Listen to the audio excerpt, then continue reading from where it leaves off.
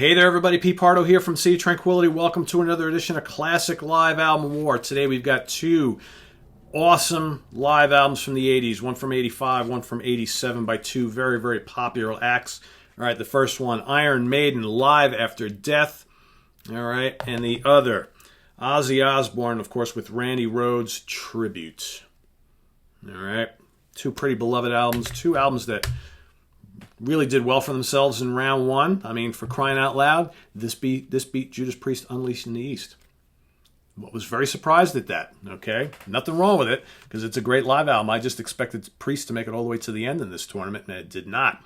All right, so we've got Maiden, all right, doing quite well for itself. So here we have, again, recorded between the 8th, 9th, 10th, and 12th, October 1984, and the 14th through the 17th, of 1985, March of 1985, all right, taken from Long Beach Arena in California, of course, Hammersmith Odeon in London, so taken from a bunch of performances, released officially on audio and other formats, October of 85, and later also that year on other formats, right? So, of course, this is the lineup of Bruce Dickinson on vocals, Adrian Smith and Dave Murray on guitars, Steve Harris, bass and backing vocals, and Nico McBrain on drums, the always dependable Nico McBrain.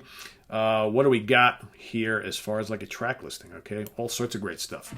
All right, Aces High, 2 Minutes to Midnight, The Trooper, Revelations, and Flight of Icarus. That's just side one. Crazy, or disc one, okay? What else we got? Rime of the Ancient Mariner, okay? The wonderful epic.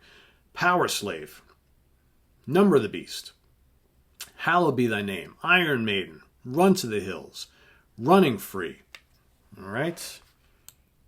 Wrathchild, 22 Acacia Avenue, Children of the Damned, Die With Your Boots On, and Phantom of the Opera, right?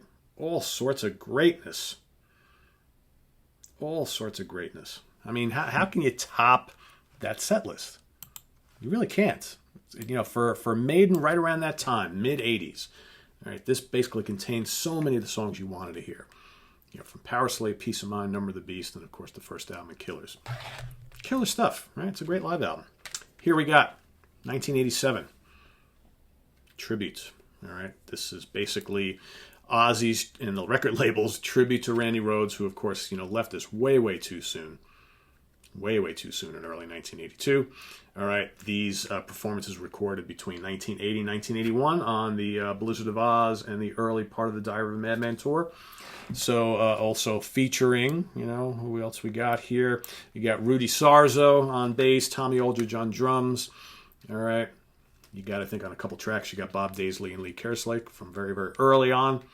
All right, Lindsey Bridgewater on keyboards. Okay, and a lot of great tunes from the early part of the Ozzy Osbourne solo band, all right, originally called Blizzard of Oz.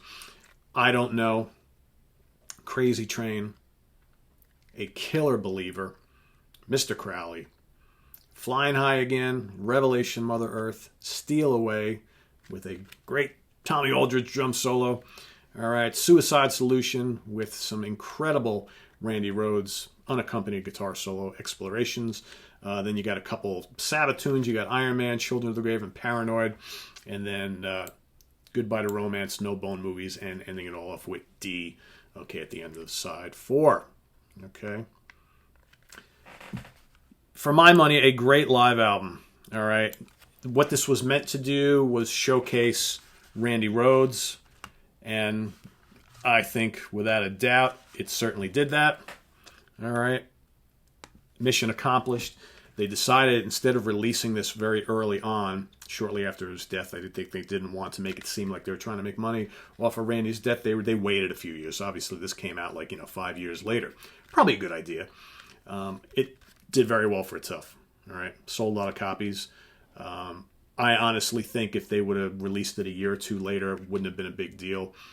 Because, again, it was meant as a tribute to Randy, and people were still, feeling the loss. And I think whenever they released it would have been fine with me. But better late than never, I always say. Production's pretty good, all right? These are pretty scorching performances. For my money, I know it was part of the Ozzy set list at the time and always is. I would have rather heard another Ozzy solo track or two instead of the, a couple Sabbath tunes. But, he's never going to get away with not playing Paranoid or Iron Man, obviously. And, it's cool hearing Randy play some of these tunes. And I love Children of the Grave. I love those songs, obviously. But it would have been nice to hear another couple Ozzy solo tracks, right?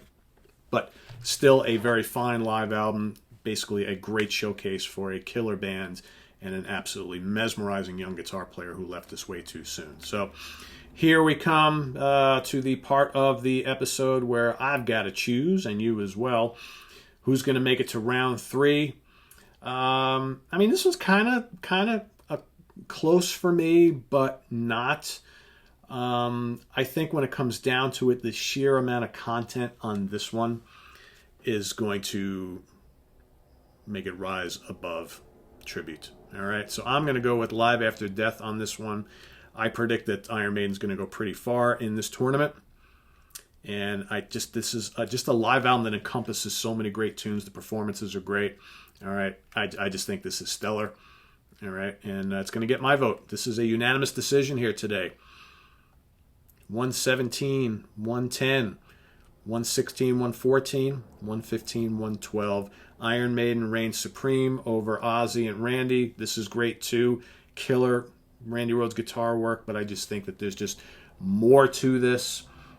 It's over top to bottom a killer set list. All right, and it's got so many of those great early Maiden tunes, all performed impeccably. Gets my vote. So, but it's your vote that really counts here. So in the upper right-hand corner, you'll see a little white circle with a letter I in it. Click on that. Vote for Iron Maiden. Vote for Ozzy Osbourne. Go to our Facebook page. Vote there as well. In 6 days, I stop counting the votes, and the winner will go on to round 3, okay, which is coming up probably in a week and a half or so. Okay, so meanwhile, this is on the web at www.seeattranquility.org. We're on Facebook, we're on Twitter, of course, we're on YouTube all the damn time. So we'll see you guys again tomorrow for more classic live album wars as we continue finishing up round 2. You're going to see a new product show, the brand new CD release from the Magpie Salute, featuring Black Crowes guitar player Rich Robinson and company. All right, that's coming up. Got all sorts of other stuff too. So stay tuned, and we'll catch you on the flip side, guys. Take care. Bye-bye.